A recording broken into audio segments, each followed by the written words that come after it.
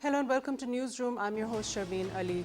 Pakistan's Foreign Office has strongly rebutted threats by the new Indian Army Chief General Manoj, who had earlier said that India might. He made remarks about preemptive strikes against Pakistan and claims of terror camps in Pakistan, the usual rhetoric of the Indian Army. And the Foreign Office has said that Pakistan is fully capable of responding to any such attacks from India. And also the Foreign Office said that Pakistan is going to remain committed, however, towards promoting peace and stability in the region. So also today, the UAE Crown Prince, Sheikh Mohammed bin Zayed bin Nahyan has arrived in Islamabad. He is meeting with Prime Minister Imran Khan and other senior officials, and we'll be talking about the potential of future trade ties between Abu Dhabi and Islamabad. We'll also be having a look at the stocks today and see how the stock market is performing in the new year. To discuss our first topic, first we're going to show you a package, then I'll introduce who we have in our studio with us today.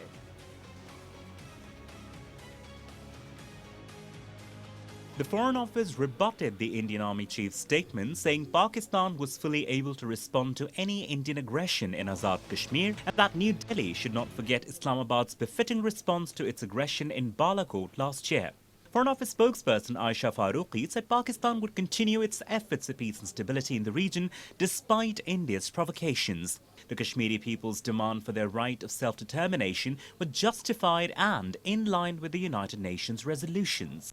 International organizations and the international media have validated Pakistan's perspective on the dire human rights situation and the risk to regional peace and security through their independent reporting. Today is the 151st day of the humanitarian nightmare in Indian-occupied Jammu and Kashmir. India, the spokesperson noted, should permit international observers to visit occupied Kashmir. Pakistan calls upon the Indian government to remove Public Safety Act and other draconian laws and allow the independent media and the international human rights observers to visit the region to independently observe the situation of the Kashmiri people.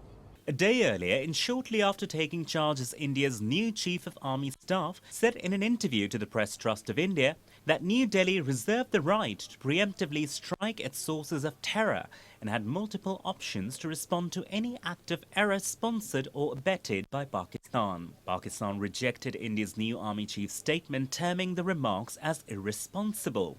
There should be no doubt about Pakistan's resolve and readiness to thwart any aggressive Indian move. Despite India's provocations, Pakistan would continue contributing to all efforts of promoting peace, security and stability in the region and beyond. The Foreign Office also said it will continue to highlight the issue of Kashmir on international fora.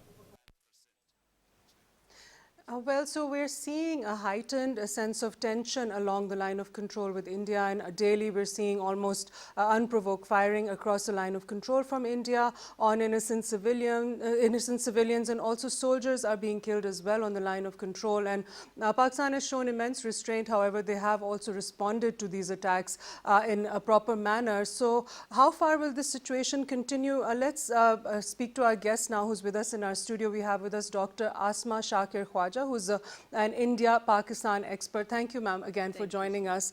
Ma'am, so now we're seeing there's a new Indian Army chief, right? The previous one has now been put into a new position, and he's also there for another 3 years. But the new Army chief, Lieutenant General Manoj, he said that India made remarks about having possible preemptive strikes against Pakistan's so-called terror camps. Now, let's just begin with this particular narrative that we see. This is since 9/11. You have prior to that, a legitimate freedom struggle with the Kashmiri people. And suddenly, the Indian government has something to sort of ride on this terrorism wave and start calling that legitimate Kashmiri freedom struggle as terrorism, just so that it gains the favor of the Western countries. Yeah, this happens with the colonial power like the India is in Kashmir. that they want to dilute the intensity and brutality conducted by them in the occupied territory. And for that reason, they pick the language and vocabulary which suits or which has certain meanings in international mindset and perceptions. And that is why India immediately, like as you said, like after 9/11, immediately picked the term terrorism only to dilute the legitimacy of Kashmiri freedom movement. Which has been there since Yeah, 1947. yeah, And it was never labeled terrorism before 9/11. Yes. It was a freedom struggle. Yes, but India, what India is doing in Kashmir, that is state terrorism. Yeah. And that also falls in the category of terrorism when a so-called democratic state has curbed the basic human rights of common man in Kashmir. They don't have access to communicate, freedom of speech, right to move. Their movability has been restricted for like so many days. And then as far as the statement of this new Indian Army chief is concerned, even today I was reading an article written by a former Indian police officer who was appointed in Mumbai, and he termed RSS as the biggest terrorist organization in India. Right. So before pointing their fingers outside of their territory, I think they need to launch such strikes within Indian territory and or to those organizations which are actually posing a threat to the Indian Yes, and there was a inclusiveness. similar piece that I was reading today as well, which terms the RSS to be the the greatest and most successful fascist ideology in history, because they rule over 1 billion people and for uninterrupted for more than 5 years, whereas the Nazi party only ruled over 100 million people, and that was at their peak. This is a lot of people, and they're in power, Exactly. and their political arm. I'm the so BJP. glad. I'm so glad you are saying this, and this we have to understand and realize that whatever Nazis did at that time, that was legitimate act by international laws. So whatever India is doing, world is not taking those severe actions. They are world is responding in terms of the media reports, in terms of proactive diplomacy or diplomatic statements, but they are not taking physical action or something which can actually convince, pressurize India to behave like a civilized nation. Absolutely. Which they are. I think with the passage of time under the Modi regime, India is drifting away from the values of democracy, from the values of human rights, from the modern values of civilization, which we call the growth of human conscious and civilization. Right, absolutely. And they are drifting away. They are heading or inching towards the dark ages when they think that like might is right, law doesn't exist. When state can conduct terrorism against their own people, forget about Kashmir, they are doing it against the conscious mindset of India, the youth, the educated class. So and then for me, like though I don't believe much of the India's tall claim about their democracy, but international indicators says that Indian democracy is on decline, if it was ever. And these latest statements of Indian military officers or military chiefs, I have to see as a student of political science that where they are heading to, and who will take decision in India to launch a war against the neighboring states. Absolutely. Is it the army chief? Is it the political power? Or who would take? And this confusion, these statements of aggression, to commit aggression against the neighboring states under a certain preconceived mindset or perception, who is going to see that how deterrence, how the strategic balance between Pakistan and India would remain as it is, which it is today, because those statements are really harmful for that. Yes, absolutely. Because even their defense minister is saying one thing, their prime minister is saying another thing, their army chiefs are saying another thing. So what Pakistan should do? What Pakistan should believe what they are saying, and Pakistan, like we of course we know that in a nuclear war the winner would be who would launch the attack first. So where India is standing right now, I want to know as a student of political science that what is the decision making process in India right now, who is going to take the decisions, because if as army chief, the way he speaks about it, it seems that he is the one who would order its military, his military or Indian military, to launch an attack against the neighboring states. But ma'am, both countries are nuclear armed. It's not like they will, if they're, as you're saying, there would be the winner, whoever strikes first, there's also a response. So, you know, if both countries lose and a lot of damage will be done in That both is cases. why all the philosophies of war, they claim, they say that it is always the political leadership which decides the policy. What is war? War is a tool to achieve policy objective. So it is always the political government, and I wonder why under this so-called democracy, Indian military chief is threatening neighboring states, under which law or under which modern value of human rights and civilization. Absolutely. And the Foreign Office, again, now their response to this, other than the fact that they will respond, Pakistan will respond, that's one angle of it. The other angle is where Kashmir stands. Pakistan has to keep giving a moral and political support and stand to the Kashmiris, and whether the Indian government likes it or not. And gone are the days where, you know, you can claim that Pakistan is sending terrorists, etc., jihadis. That's not there. Prime Minister Imran Khan has made it perfectly clear that that's not there. And the Foreign Office has said that Pakistan's unflinching support and solidarity with Kashmiris, as the lockdown imposed by the Indian government in occupied Kashmir on August 15th crossed 150 days, with the security and communication clampdown also continuing in full force, is reaffirmed. You know, we will continue to give them that support. Pakistan is the primary party to Kashmir conflict. How can anyone on earth can expect this from Pakistan to stay away from Kashmiris? Because as Pakistan always says, as Kashmiris always believe, that Kashmir is an integral, Kashmir is a natural, historical, religious, communal part of Pakistan.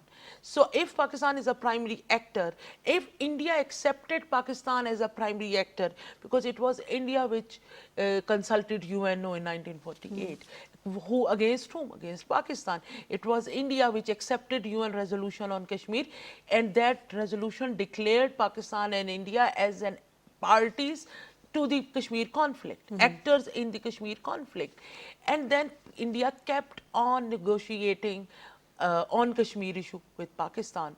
Though India kept on changing the goalpost, India said we are going to UN, we are not, in first India signed the standstill agreement with Pakistan. Okay, the status of Kashmir will not be changed. Then India signed a accession agreement with the Maharaja. So Pakistan accepted the standstill. Pakistan had resentment against the accession. India went to UNO. Pakistan said okay. Pakistan accepted UN resolutions. Opted for ceasefire. Against, I think that was not like Pakistan did what was possible to achieve a peaceful solution of Kashmir. India kept on negotiating with Pakistan on Kashmir, that how to conduct plebiscite in Kashmir as per the UN resolutions. Nehru passed away in 1963, I think, and then India reversed from all the commitments made by Nehru. Right. So Pakistan accepted that as well. In 1965, again in Tashkent agreement happened. Pakistan and India kept on negotiating that how to resolve Kashmir. In 71, India accepted that Kashmir is a bilateral problem between Pakistan and India, bilateral conflict. Pakistan accepted it. So how someone, and then during Musharraf regime, Khurshid Mahmood Kasuri, from President Musharraf, Indian Prime Minister Vajpayee, Indian Prime Minister Manmohan Singh, kept on negotiating Kashmir to find a peaceful resolution. Pakistan is always standing by any initiative, any option which can lead to a peaceful solution of Kashmir. Pakistan even changed or emphasized on the human perspective of Kashmir conflict during the Musharraf regime, and try to ease the plight of Kashmiris who are suffering from this conflict. Pakistan always accepted what to go for any initiative. Even Pakistan accepted Chenab formula or Dixon plan, which was presented by an Australian ambassador as a Kashmir resolution of Kashmir problem. Right. India rejected that plan. So Kashmir is always for last 72 years always there as a conflict between Pakistan and India, and Pakistan and India are two primary parties to the conflict.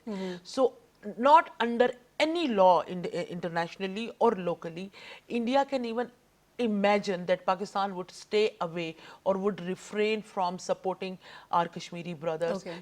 supporting the Kashmiris, and why should Pakistan do that? Exactly. And also, the Foreign Office, their statement is saying that they're asking for the lifting of the lockdown, communication restrictions, to free all the detainees, release senior Kashmiri leadership, remove the draconian laws. This is what the Yeah. US Congress has said as well. They've said it in their hearings as well. Yeah. Withdraw the And 900,000 then, security if personnel. Kashmiris are, as claims by Mr. Modi or Mr. Dhoval, if Kashmiris are happy with the revocation of 370, why Kashmir is still the largest mass prison of the world?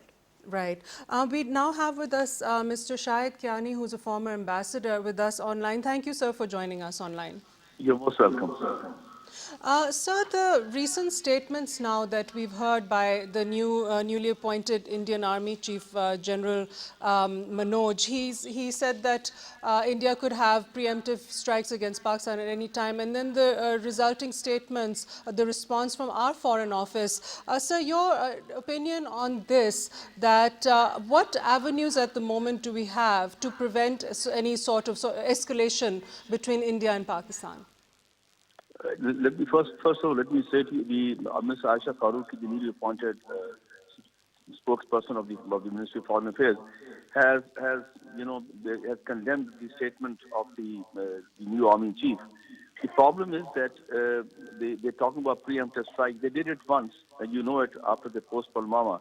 And what really happened? The Indian Air Force lost two aircraft, and they lost their own name. You see, they tried to undermine the sovereignty on Pakistan, and they paid a heavy price for that. So I think the Indian government knows very well our capability of preserving our sovereignty. So and then the continuous violation of the LOC, which has been going on for the past now many years. Unfortunately, since the coming of the second government of Mr. Modi, there has been an increase in the violation of the LOC. Now, talking about preemptive strike, earlier also they had talked about a preemptive strike, that they had gone and done a surgical strike, which was a laughing matter. You see, surgical strikes, if it had happened, then they should have showed what casualties which had happened in our part of our territory. Nothing happened. DGISPR took a group of defense advisors and some diplomats to the LOC, and they saw for themselves that nothing of that sort of happened. I think this is something which the Indian government and the military leadership in India should understand, that this is counterproductive in the coexistence of these two neighboring countries. This is something which they should avoid. Right, absolutely, sir. And at this point, in your opinion, at a diplomatic level, what sort of diplomatic channels should Pakistan be utilizing in order to ensure that things remain peaceful and that this situation is once and for all sort of realized, that both parties have to sort it out, and it should go forward towards talks and resolution? Sir, this is one thing which I understand, that the relation between Pakistan and India are very tense. They have been tense for the past now 1 year. And I think the best thing which the two governments can do is send their ambassadors back, the High Commissioner back to their capitals. This is something extremely important. I tell you why. A practical solution. Because you have to convey the message at the highest level. At this time, the level is lowered. It is at the level of a Deputy High Commissioner. So the senior people bring with themselves experience, and then the level up, and then the level, once the level is raised, the High Commissioner can meet the Foreign Minister and the Prime Minister even. Because whatever happens, these two countries have to coexist. They can never be a friendly relationship, but at least they can be relationship of the neighbors, where normal relationship should happen, and they should be able to understand. For example, today, see, on the 1st of January, the government of Pakistan and India, they exchanged the nuclear facilities and the other, sensitive information they share with each other. This is what two neighbors have to do. They signed an agreement many years back, and the Indian government should understand these things, that this is something creating, spoiling relationship. Something very good happened. The Kartarpura corridor, which the government of Pakistan, initiated to improve the relationship. But even after that, nothing has happened. So let's hope sanity prevails on the other side of India, and they are able to we understand that this sort of issuing statement by military leadership is counterproductive to improving the relation between the two countries. Absolutely. Thank you so much, Ambassador Shahid Kiani, for joining us. Dr. Asma, now going back to what we were talking about earlier, that the stand that Pakistan has now in this present government is that all the things I mentioned earlier, and also to allow international observers and media to see the situation of the Kashmiri people, this is not any different from any of the human rights organizations. What they're saying, the US congressional hearings, what they have been saying, and other concerned organizations have been also saying that international observers should be allowed, draconian laws should be removed, and it's a heavily militarized zone. It's a genuine concern for the human rights situation over there. And also Prime Minister Imran Khan has reiterated several times on international forums that this has to be done according to the wishes of the Kashmiri people. Pakistan has not had this stance since this government has come, that it's for Pakistan, it's for the Kashmiri people, this whole support that we're giving. Yet this is something that seems to irk the Indian government right now, that Pakistan continues to give this support. Yes, and see, if Pakistan says for last 72 years saying that we are standing by our Kashmiri brothers, how Pakistan can stay away from Kashmiri brothers, especially when they are facing the worst ever draconian laws under the Indian colonial rule, when they are suffering so much because of the atrocities by Indian armed forces. So this is, I think, even this is not the time, or Pakistan is fighting for the Kashmiri cause across the globe. Pakistani Prime Minister, Pakistani parliamentarians, they are trying to convince the world and show the real picture of Kashmir to the world across the globe, in different organizations and countries, to the counterparts. So I think whatever Pakistani government is doing, definitely when we compare it with the misery, with the atrocities, with the brutality Kashmiris are suffering from at the hands of Indian government and Indian forces, that is no match. The brutalities and the subjugation of Kashmiris is really too high. Pakistan, but this is really appreciable that Pakistan is following a mature strategy, which is about proactive diplomacy, which is about sharing, convincing, reflecting, because of Kashmir problem and misery across the globe. Because one thing which is and it's not a small number of people, it's 1.8 million Muslims. God, yes. Right. And then, like one of the Kashmiri leaders, he stated that, he told me personally that Kashmir is one of the most underreported conflict of the world. Until and now. this is Until today, now, yeah. and this is what reflects upon the cowardness of Indian government, and the understanding by Indian government that whatever they are doing in Kashmir is illegitimate, illegal, and crime against humanity. Otherwise, they would never ever block the audibility and visibility of Kashmir conflict. Absolutely. If everything is nice there, as they claim, the Indians claim, then why the camera lens is not being allowed to move freely in Kashmir? Absolutely. Why the cameramen are not allowed to go and see and present it to the outer world that what is happening in And the Kashmir? Indian media, where it concerns Kashmir, has been muzzled, and their political leadership has been detained, so they're not able to speak up. This is also a tactic to reduce the audibility and visibility of conflict, and that is why Kashmir conflict is the least reported conflict of the world. Right. Because international journalists, international media is unable to reach Kashmir and present the correct picture of Kashmiris. And this reminds me that under Modi regime, India falls on 143 number in freedom of speech index, in the freedom of press index. So this shows a lot that so-called democracy in Pakistan, the Indian media is on 143rd, which is the one of the like last 10 numbers of the index. Absolutely. Now, if we look at how Pakistan has also hosted refugees from Kashmir. We also have people who settled here, migrated from Indian-occupied Kashmir, and In 1947 and yeah, during different into times. 1954, and now we have a lot of people settled here, and they're Pakistanis are very happily living here and thriving. But you hear from them what they had to suffer through over there. Yes. It affects Pakistan. The plight of the Yes. Kashmiri people affects Pakistan also because they're present here with us, and so we get to know firsthand exactly what goes on over there. Very, And very it's good hurtful. example. My family has also been migrated to Pakistan. We don't call it refugees, but my family migrated to Pakistan from Srinagar to to Lahore in 1947, and they faced lots of all family members were killed by Hindu fanatics and all those bloodshed and everything. But this is a very good question that say for last 72 years, each and every Kashmiri who migrated to Pakistan as an option to settle down in Pakistan never felt alien in Pakistan, never felt accepted in Pakistan. Never, it was never like that they are unable to adjust themselves in Pakistani environment. And this shows that how Kashmir is a natural part and Kashmiris are the natural part of Pakistan. My question is that India is trying its best.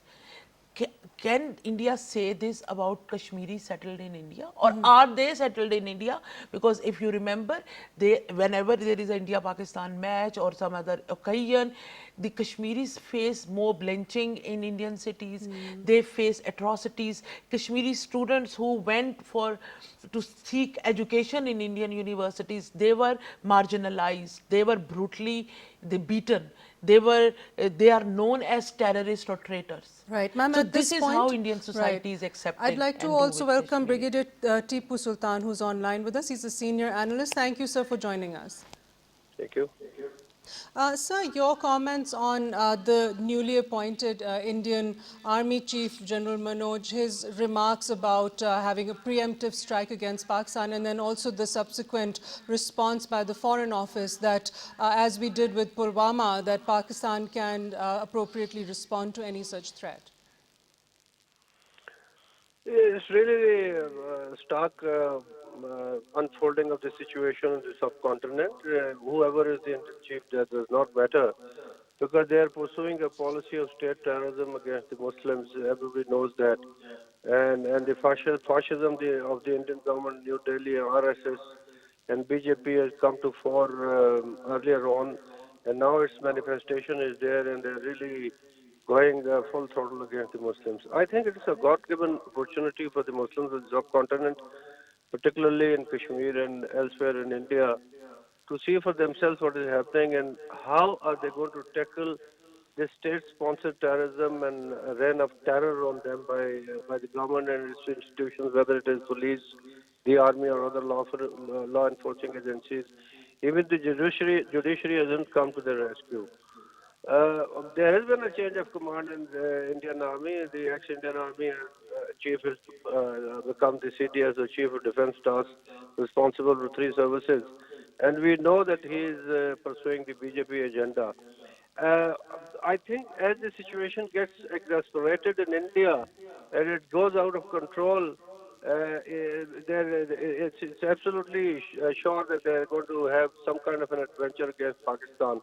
And Pakistan has to prepare itself fully for that. I think Pakistan armed forces are fully capable of answering the Indians in a befitting manner.